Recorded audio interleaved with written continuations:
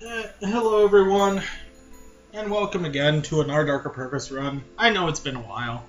I've been training at my job for the last 2 days. It's a really good job. I really like it. People are nice. It's not fantastic.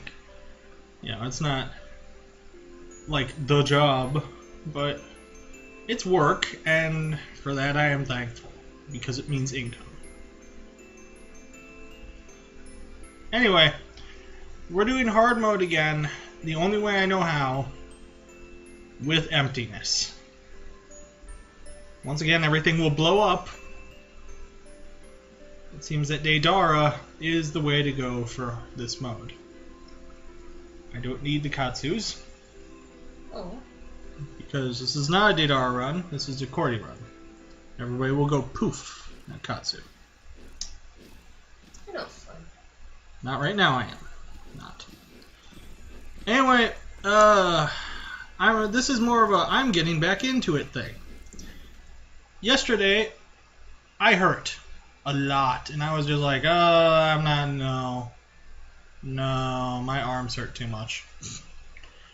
They had me, my first day on the job, if anybody's ever worked in fast food, you know the truck? You know what that means. It means that truck that delivers everything. Well, guess who had to unload the truck? This guy, who has 2 arms that couldn't do nothing last night. This guy. My muscles hated me. They were like, oh, why you work us so hard, man? 2 straight hours of just unpacking and packing boxes? We hate you. And I was like,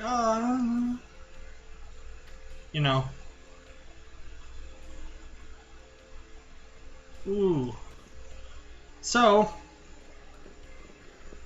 that's what happened to me yesterday. Today was a little better. I learned to prep and all this crap, and my arms don't hurt as much because I don't have to deal with a giant box of everything. Therefore, we will welcome back an Our Darker Purpose run. More chalk. You realize I'm not really using chalk. I'm going to be conserving my chalk because it's my ultimate weapon.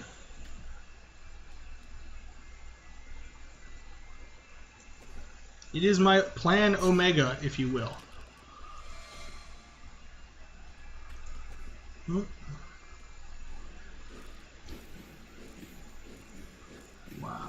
Okay, so the obsolete operator. Oh, I almost figured he'd summon something like that, but not so soon. Hey, they can destroy the things at the top and bottom of the screen, huh? That's kind of, or top of the screen. Sorry, there is no bottom. All right, kind of interesting. Anyway, come on, operator. Come on, operator. Give me no. Jump rope song? No? Nobody? Okay. It was on The Simpsons. That wasn't the one I used. Oh, it was when Bart sold his soul to Milhouse. I said that I used, not that I know. Oh. I have one. Oh, you did? Yeah. You don't need to if you don't want to. But anyway. Oh, a C! Woe is you? Woe is me! Underlit or nothing, underlit or nothing. And they're both cafeterias, I mean. So both suck, in a way. But, what one do I want to go to suck at? The underlit. And I need the experience. Alright, so anyway, okay. Took me a second to realize what this room looked like with the underlit activation. Even still, with my multiple playthroughs of Our Darker Purpose, I find myself running into a room and saying, huh? Not as often as I used to, but often enough that it's become something to do. Is just like, I look at a room. Enemies are moving. Oh, I don't have that long to look anymore, do I? Ugh. Let's see. Shoot! I am going to do it in this room because I want that... Yeah.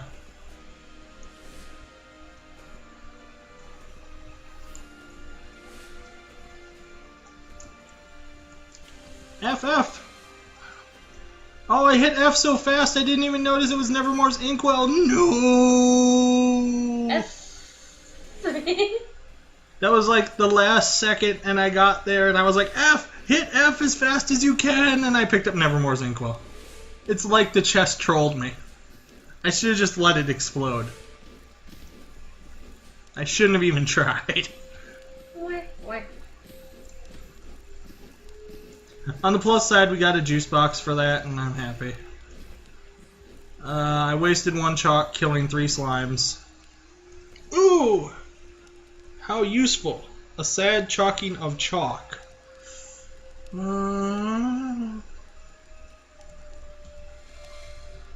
That will give us 1 chalk more, bringing our total chalks to 7, and making it so that we can, hopefully... Woo! Where are they? There they are. That we can hopefully hold on to enough chalk to destroy anything that we need to destroy. I think there's 1 more. There he is.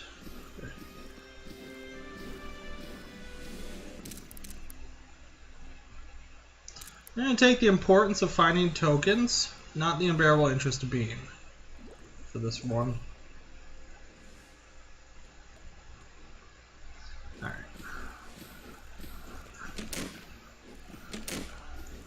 I do have mud. I'm able to have mud. I have mud, art, emptiness, and hard mode on right now.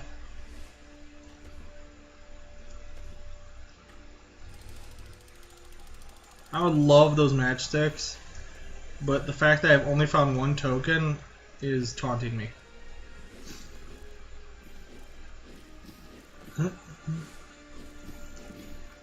There we go. The Frozen Few. Okay, so Nevermore's Inkwell might be kind of useful because of the fact the Frozen Few is cold in hard mode. You know, I'm, my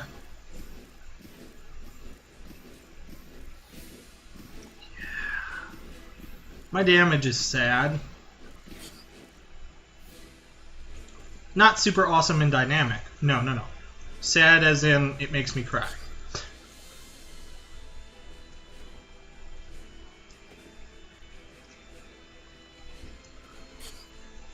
You notice that the Frozen Few has a giant light radius around it? It's kind of weird.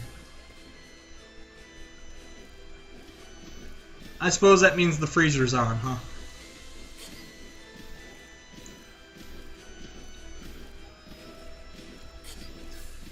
Like that little light in your fridge that goes on whenever you open the door.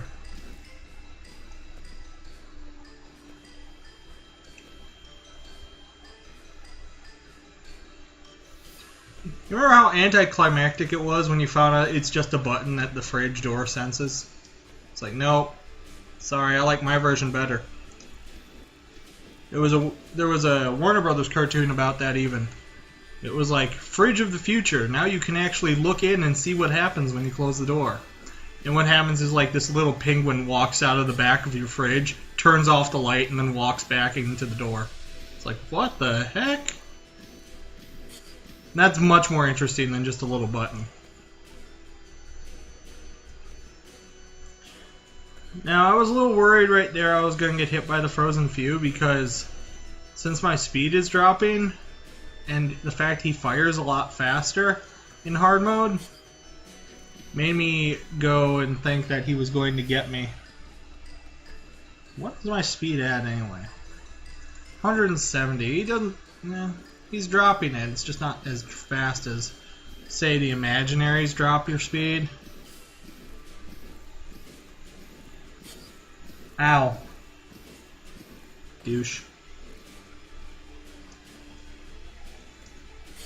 Damn it. I was pretty sure that I could get by that, but nope.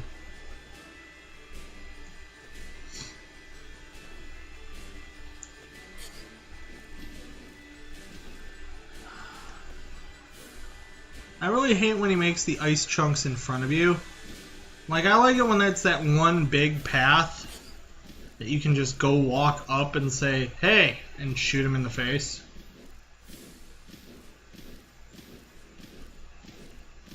Anyway, here comes the last maze he's ever going to make, because he's going to die after this one.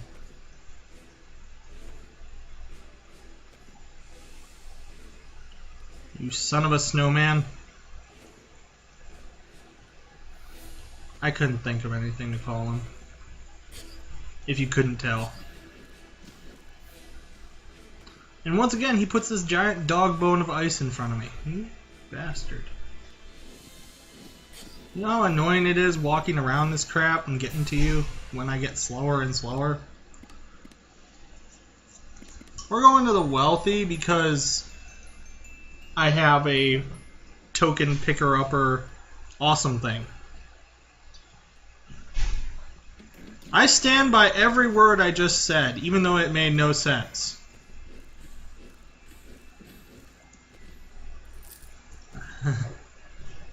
An awesome token health picker-upper thing. Trash cans. It's like guerrilla tactics with the trash cans. Oh, let me move, dang it.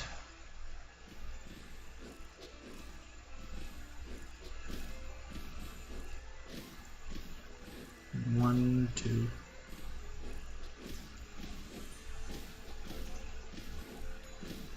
There we go. Now hopefully I can find enough tokens here that to just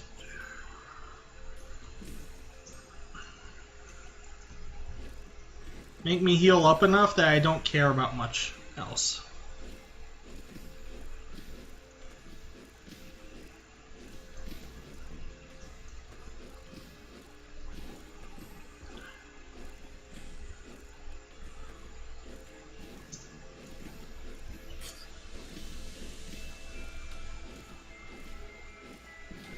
You know, I always thought a long time ago, when I was a little kid, that would make a great villain. And the reasoning, here's my reasoning behind it. My reasoning for why I would be the great villain is because, and the reason I wanted to be, it wasn't just because they technically get like the most awesome looking designs or anything like that. No. It was because they get the coolest songs. I was like, man, I want to be one of those guys. You get the most awesome melodies with you. Because, let's face it, enemies and bad guys have the coolest themes ever. I've never thought to myself, hey, that hero guy's theme is kind of sweet. Well, maybe sometimes. But then you get to the bad guys, and they always have, the villains must always have epic soundtrack with them. Why? So that you feel really great when you either beat them in a game, or you know that it's really menacing and you feel really great when the hero beats them. They must always have epic soundtrack. If they don't, it's wrong. But one of my but yeah, so I was always like, man, I want to be the villain because the villain has the greatest vocal soundtrack, anything and anywhere. And it's true. It pertains throughout most of like media, that a villain has the greatest songs, the greatest moves, the greatest direction somewhat. Now, sometimes we see a villain and we think to ourselves, what the hell's with this guy? Seymour. Anyway, and we don't really idolize him as much as we do. Although, you know, presented with the alternative of what we must deal with throughout the rest of that game, Seymour looks pretty good. Anyway, this should be the boss, and I'm pretty much sure it's... Oh! I'm pretty sure that I was going to be wrong. I was going to say some harmless markings. It's Frothy. Hi, Frothy. Frothy with faster fire. Frothy fires fire faster. And I can't think of more F's to make this a tongue twister. Dang it! You know when you think of something in your head and you're like, this is going to be so awesome, I can do it, and then it gets to your mouth and you're like, no,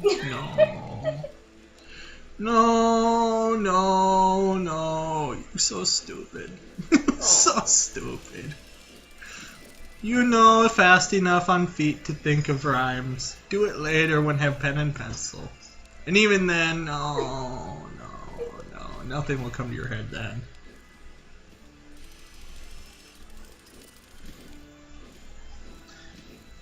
Anyway, there should be 2 of them by now. There we go. Scratching my eye. Not that it matters. Oh, shoot! I could have sworn that if I went up, I would have been safe, and I was just like, nope! You're thinking of going down.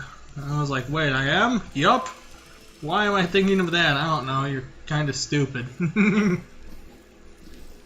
It's like, why would you want to jump into the enemy? I don't know. I want to give him a hug. A big cardboard dragon hug. Is that so wrong? His fire doesn't even stop at the walls. Did you just see all that fire go right through the wall? That was funny. I never noticed that. I guess you can only notice it, really? No. I guess you can notice it from the top, too. But you're never really looking at the fire, right? I mean, you're looking at Frothy.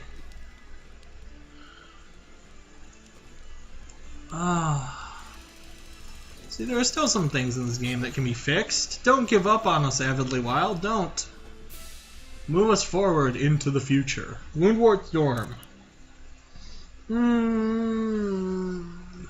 I gotta get where the chalk cloud ends, because Hunger Pains isn't gonna help me. On the plus side, maybe where the chalk cloud ends will help me get more life. Because with memory rooms popping up more often, you know, more tokens, maybe more items as well, since the Archivist might be in there and he counts as a champion. In terms of, I give you loot. That's the only champion-like thing he does. Oh, and has a health bar. Wow, so many chairs. Where's the glow boy? Oh, there he is.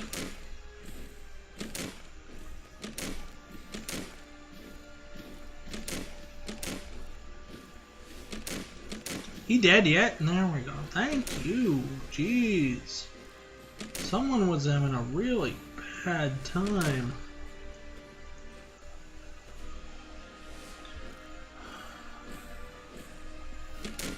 I gotta. I know I probably shouldn't have wasted that chalk, but in a sense I didn't waste it because really I don't want to deal with 2 chalk clouds and chair hurlers in the same room.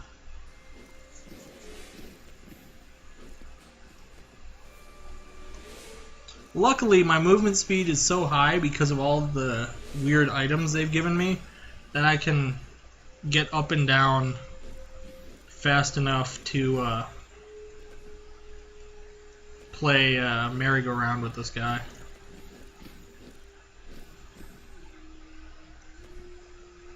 I still have 6 pieces of chalk. That's still really good, you know, considering. I mean, I think that's how many I started with, maybe. Okay, it's a Vandergraaf device. I'm gonna go up here to get rid of the chalk. that was chasing me, because I can just beat this room and go back down. If this room also had a special chalk guy, and then I just find a corner and cry, so. But we aren't high enough in the floors, and I don't have crowns on. So I don't think there'd be a second one.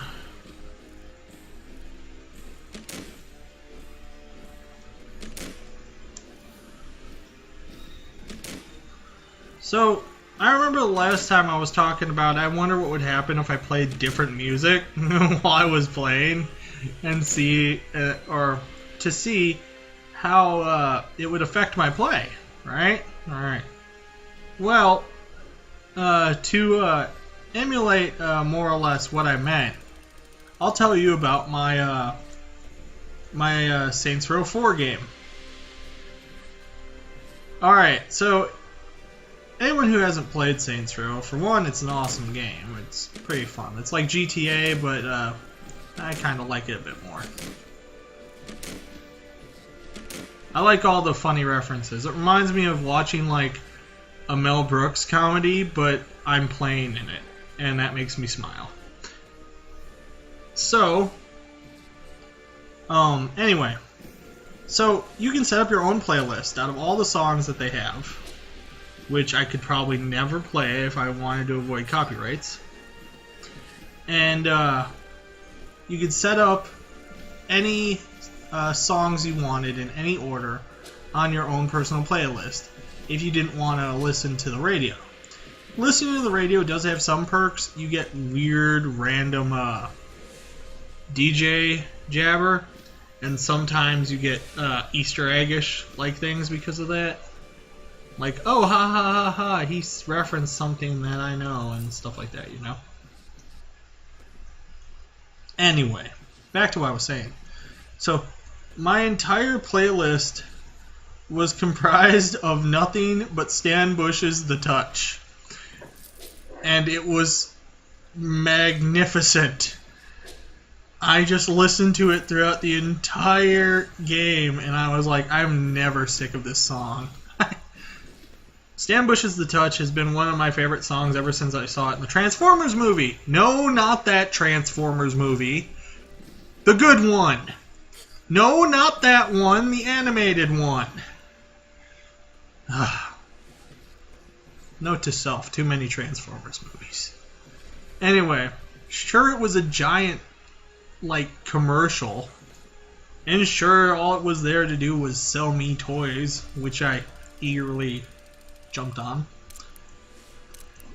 But it had that awesome soundtrack, and it was great. I loved it. It was my favorites.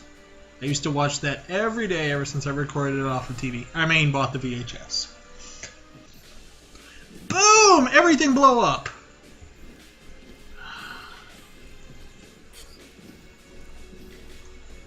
Alright. So now that we did that, now it's time to get rid of these dust boys. They're like dust bunnies, but not nearly as cute. Okay, where's that big guy? Oh, there he is. There he is. You notice that the fortress in hard mode fires really silly. Like, maybe on in normal, the fortress kind of fires like a constant stream of bullets, you know?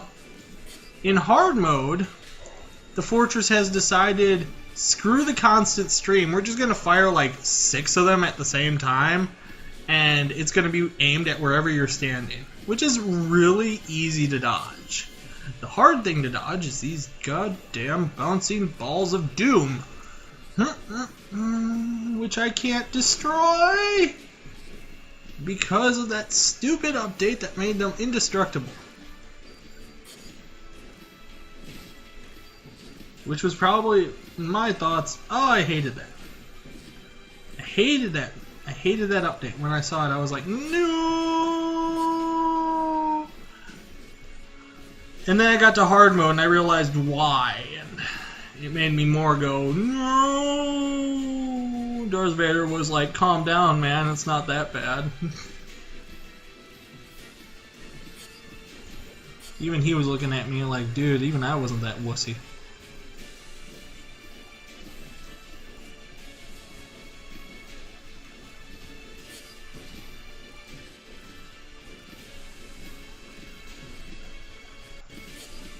Oh shit!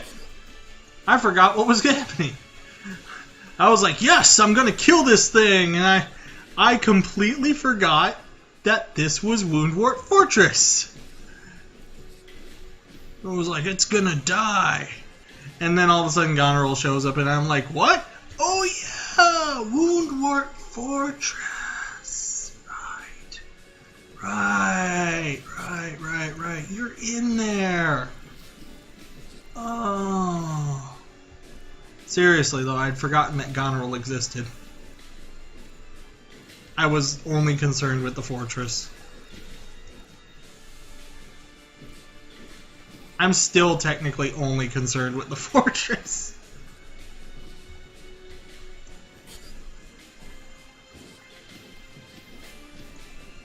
Oh my goodness, am I gonna die?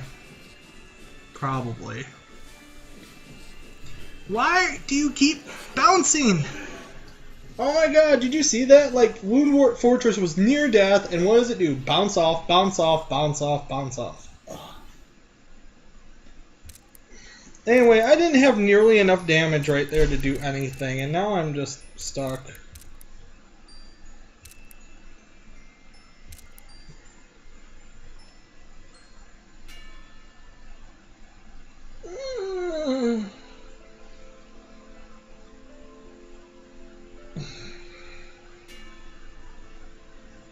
This is the kind of thing that annoys me on Our Darker Purpose, is the whole being stuck. Because you're always stuck. There's almost no way through. If you got everything, good for you, but then you're stuck and you got everything. But I can't really change anything up, you know? If I don't take emptiness, I can't beat the fortress. I know I didn't now. Shush. But I mean, I can't, like, have a chance. Because there's just too much. And then even then there's still too much because of those two globes that roll. I needed damage. I needed a lot of damage. My god, was that even 20 minutes? I don't even think so. Anyway, I've gotten some older games again. Thanks to GOG. The Might and Magic series, the series that's very in tune with what my childhood. It's one of my childhood games. Spoonie's got Ultima. I have Might and Magic. Essentially, Might and Magic was kind of Ultima-esque, kind of D&D-esque. So they're along the same veins, different companies, grant you. Anyway, so I've been doing those a lot. I finally beat number 4, which I'd never beaten before.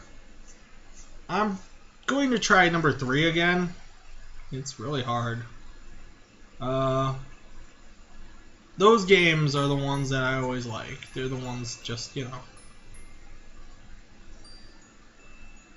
And they made you think, and you had to strategize things, and you had to know what you were doing. Anyway, that's going to be all for this one. I'll try another hard mode run, probably either tomorrow or I'll do a Mother's Day thing.